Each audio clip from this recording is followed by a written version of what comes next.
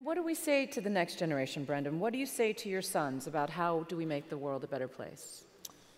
To my son and my daughter, they woke up on the morning of Trump's election, and when they found out what had happened, President Obama invited us to go and meet him at the White House, and we'd been, so my kids have been sort of hugely politicized as a result, and so very worried about Trump. But the first question my son asked me that morning was, what will happen to my friends Naimal and Zaid, who are his best friends, and they happen to be Muslim, and so that sort of sense of visceral concern and how unfair that is, and I think viewing this through a child's eyes sometimes I think is hugely important, because they don't understand where that hatred and prejudice comes from.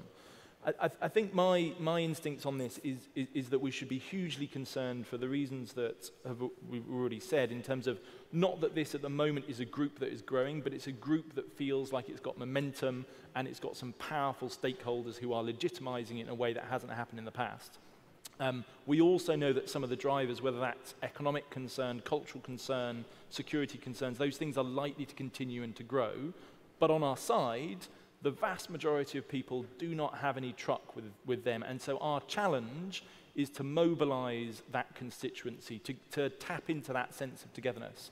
We've done some research in Europe in the last while, and there's a huge desire for those moments of coming together, for that sense of unity. Yes, there's lots of areas that we disagree with each other, but actually there's more that binds us together. I think one of the things that we as, I put myself in this category at least, we as liberals also need to do is to stop just talking about difference and to also talk about the commonality, the things that hold us together, whether that's the baseball club or whether that's your local community. I think if we invest in that, build that narrative, we will defeat this. I think that's absolutely true. It does feel like a catalytic moment in time, that people feel like there's a galvanizing going on. How does it move forward, Joyanne? Well, I think right now we're still fighting just to get facts reinstituted as sort of a fundamental baseline for talking about politics.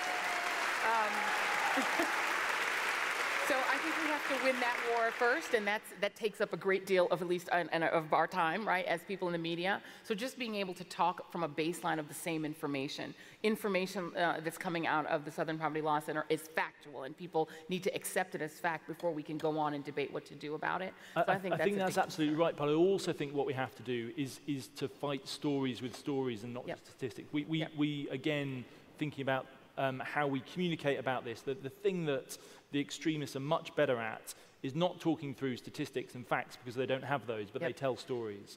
And we have to get much better in the same way as we were listening to that, to Felicia, who survived. We have to tell that story, the remarkable story